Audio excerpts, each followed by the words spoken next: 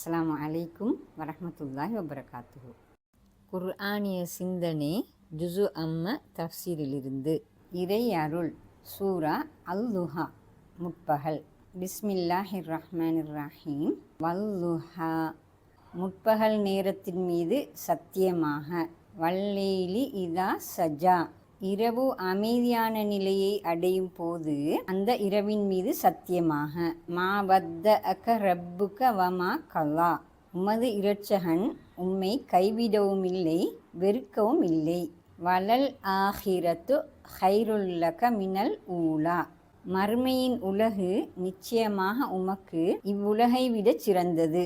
வல சௌஃப யஅதீக ரப்புக ஃபதர்லா நிச்சயமாக உமது இறைவன் உமக்கு தருவான், நீர் திருப்தியுறுவீர். அலம் யஜிதிக யதீமன் ஃபஆவா அவன் உம்மை அனாதையாக கண்டு புகலிடம் தரவில்லையா. வவஜதக லால்லன் ஃபஹதா அவன் உம்மை வழி தெரியாது தடமாறுபவராக கண்டு வழிகாட்டினான். வவஜதக ஆயிலன் ஃபஅக்னா நீர் வறுமையிலிருக்க கண்டு உம்மை வசதி படைத்தவராக ஆக்கினான். ஃபஅம்மல் யதீம ஃபலா தக்ஹர் எனவே அனாதைகளுடன் ஆதிக்க போக்கில் நடந்து கொள்ளாதீர். வஅம்மஸ் ஸாயில ஃபலா தன்ஹர் கேட்டு வருபவரை துரத்தாதீர்.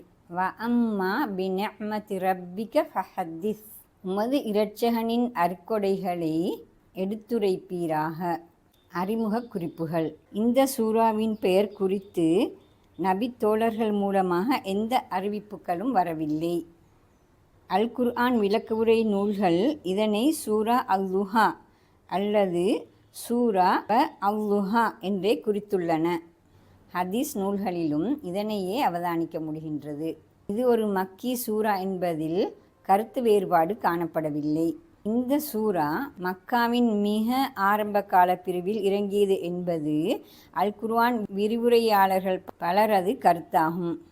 11வதாக இறங்கிய சூறாவாக இது இருக்கலாம் எனவும் சில அல் குர்ஆன் விரிவுரை ஆசிரியர்கள் கருதுகின்றார்கள். இந்த சூரா இறங்கிய பின்னணி நிகழ்வொன்றுள்ளதாக தெரிகிறது. அது பற்றி இமாம் புகாரி கீழ்வருமாறு தருகிறார். ஜுந்துப் இப்னு சுஃபியான் ரலியல்லாஹு அன்ஹு அறிவிக்கிறார், இறை தூதர் ஸல்லல்லாஹு அலைஹி வஸல்லம் அவர்கள் நோய்வாய்ப்பட்டமையால் 2 அல்லது 3 நாட்கள் இரவில் நின்று வணங்கவில்லை. அப்போது ஒரு பெண் அவர்களிடம் வந்து, முஹம்மதே, உமது செய்தான் உம்மை விட்டுவிட்டான் என்றே நான் எதிர்பார்க்கிறேன். 2 அல்லது 3 நாட்கள் அவன் உம்மை நெருங்கவில்லை என்று கூறினாள். அப்போதுதான் முற்பகல் நேரத்தின் மீது சத்தியமாக இரவு அமைதி நிலையை அடையும் போது அந்த இரவின் மீது சத்தியமாக உம்மை உமது இரட்சகன் கைவிடவும் இல்லை வெறுக்கவும் இல்லை என்ற வசனங்கள் இறங்கின. ஆதாரம் சஹீஹுல் புகாரி. இறை தூதர் முஹம்மது ஸல்லல்லாஹு அலைஹி வஸல்லம் அவர்களை நோக்கி அவ்வாறு கூறிய பெண் அபு லஹபின் மனைவி உம்மு ஜமீல் பின் ஹர்ஃப் எனவும், இது பற்றி கியாமுல்லைல் இரவு நின்று வணங்கல் என்ற அத்தியாயத்தில் விளக்கியதாகவும் இமாம் இப்னு ஹஜர் அல் அஸ்கலானி குறிக்கிறார். அல் குர்ஆன் இறங்குவது இடைநிறுத்தப்பட்ட நிகழ்வொன்று இந்த சூறாவோடு சம்பந்தப்படுத்தி அல் குர்ஆன் விரிவுரை ஆசிரியர்கள் பலர் குறிக்கின்றனர்.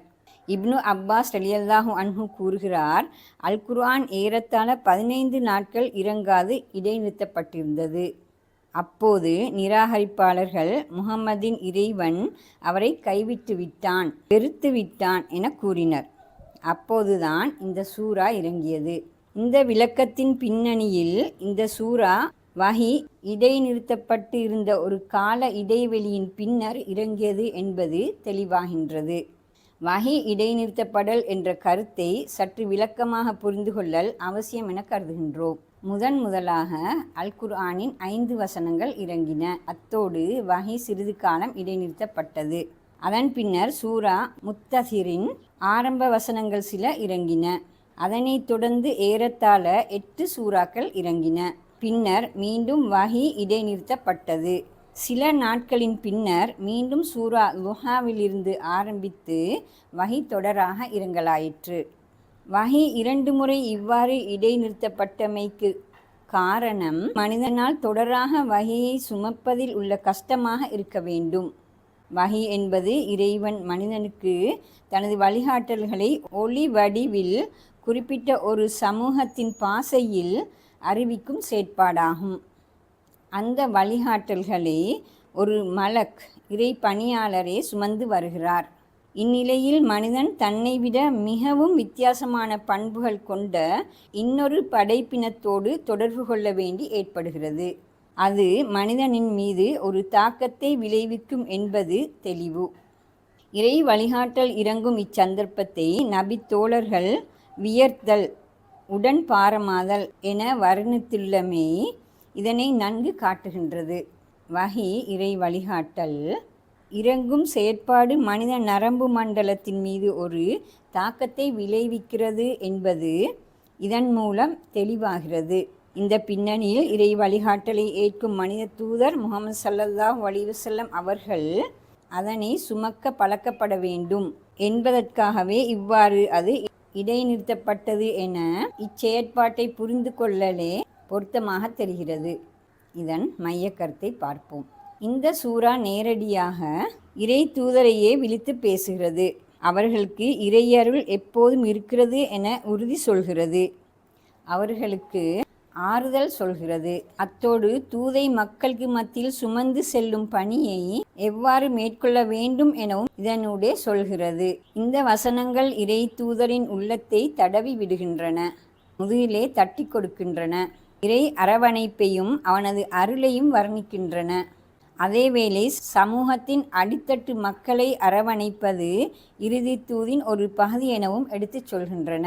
சூறாவை நன்கு விளங்கிக் கொள்ள அதனை இரு பகுதிகளாக பிரிப்போம். 1. இடையறாது தொடரும் இறையருள், வசனங்கள் 1 தொடக்கம் 5. 2. இறையருளும் அதற்கான கடமைப்பாடும், வசனங்கள் 6 தொடக்கம் 11.